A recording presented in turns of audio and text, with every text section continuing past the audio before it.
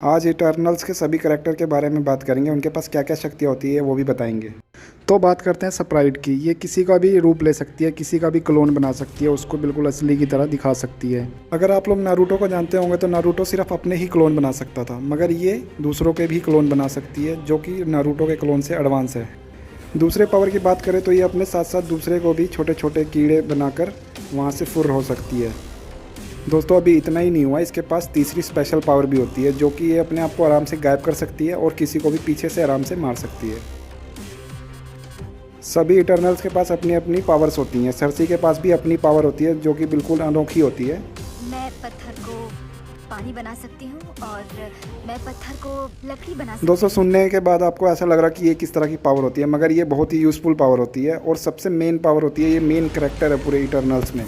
इसी पावर की वजह से ये लोग पूरे एक सेलेस्टियल को रोक देते हैं, या आप यूँ कहें कि एक पूरे सेलेस्टियल को ये लोग पत्थर बना देते हैं, जिसके कारण उसका जन्म रुक जाता है।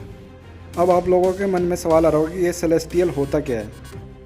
एक सेलेस्टियल सभी इटर्नल से ताकतवर हो सकता है। इसका जन्म उसी प्लेनेट से होगा जहाँ पर पॉपुलेशन बहुत ज़्यादा होगी, क्योंकि इसको एनर्जी बहुत ज़्यादा चाहिए होती है इसको जन्म लेने के लिए। और जब इसका जन्म होता है तो वो प्लेनेट पूरा का पूरा तबाह हो जाता है। अब बहुत सारे सेलेस्टियन हो सकते हैं, सबकी अपनी अपनी खास बात होती है। कोई सन और प्लेनेट क्रिएट करता है, तो कोई ग्रेविटी और लाइट को क्रिएट करता है, कोई पूरा का पूरा गैलेक्सी ही क्रिएट कर सकता है। दोस्तों इतनी पावर होती है एक सेलेस्टियल में। इन सब का जन्म तो आप लोगों को पता चल गया, मगर इन सबको जन्म देता कौन है ये आपको मैं बता देता हूँ। जिसकी आपको फोटो दिख रही है इसको कहते हैं एरिशम। इसका नाम एरिशम है। आप इसको गॉड भी कह सकते हैं, क्योंकि इसी ने सब कुछ बनाया हुआ होता है। अब सेलेस्टियल को पैदा करने के लिए एरिशम उसके बीज को हर जिंदा ग्रह के गर्भ में डालता है, और जब पॉपुलेशन ज़्यादा हो जाती है तो सेलेस्टियल पैदा होता है, और उसके पैदा होने से सारे प्लैनेट ख़राब हो जाते हैं। उसके बाद दोबारा से ब्रह्मांड और प्लैनेट दोबारा से सेलेस्टियल द्वारा बनाए जाते हैं। अब गिलगामेश के पास क्या पावर होती है कि गॉड हैंड जैसा कुछ होता है। आप लोग देखिए फिर समझेंगे आप लोग। बस इसके पास यही स्पेशलिटी होती है कि ये इसका मुक्का बहुत ज़ोरदार होता है। फेस्टोस के पास होती है इंजीनियरिंग पावर। अगर इटर्नल को कहीं भी जाना हो तो ये उनके लिए एरोप्लेन या रॉकेट बना सकता है, बचने के लिए शील्ड बना सकता है, दूसरों को रोकने के लिए गन बारूद गोलियां जितनी भी हैं बना सकता है। इसका नाम होता है ड्रोइग। इसके पास भी अपनी ही खासियत होती है, ये इंसानों को हिप्नोटाइज कर सकता है। अब देखना ये है कि क्या ये एक सेलेस्टियल को कंट्रोल कर सकता है, ये हमें दूसरे पार्ट में ही देखने को पता चलेगा। इसका नाम थीना होता है। इसको वार ऑफ गॉडेस कहते हैं, हिंदी में बोले तो लड़ाकुओं की देवी।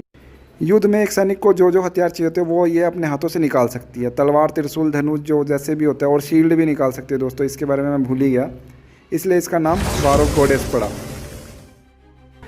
इसका नाम होता है मकारी। इसके पास तेज भागने की शक्ति होती है, और पूरी मूवी में आपको सिर्फ इसी के एक्शन पसंद आ सकते हैं, और ये कमाल की फाइटर होती है। इसका नाम एजेक होता है। ये सबसे पहली इटर्नल होती है। इसके पास सिर्फ एक ही शक्ति होती है, वो अपने आप को हील कर सकती है और दूसरों को भी हील कर सकती है। अगला इटर्नल होता है जिसका नाम होता है किंगो। किंगो के पास भी एक गजब शक्ति होती है, वो अपने हाथों से फायर कर सकता है, और इसकी शक्ति को देखकर मुझे यू यू हाकुशो की याद आ जाती है। फिल्म में दो कैरेक्टर आपको नए देखने को मिलेंगे। ये है इरोज, जो कि एक टेलीपोर्टर होता है, ये कहीं भी आ जा सकता है, और इरोज थैनोस का भाई होता है, जैसे कि नाम मैच कर रहे हैं, इरोज और थैनोस। इसका नाम होता है डेन, और ये सिंपल आदमी होता है, मगर मुझे पक्का पता है इसमें भी कुछ ना कुछ लोचा है, और ये इटर्नल के दूसरे पार्ट में आपको ज़रूर पता चल जाएगा। इसका नाम इक्रिश होता है, और ये चूतिया होता है।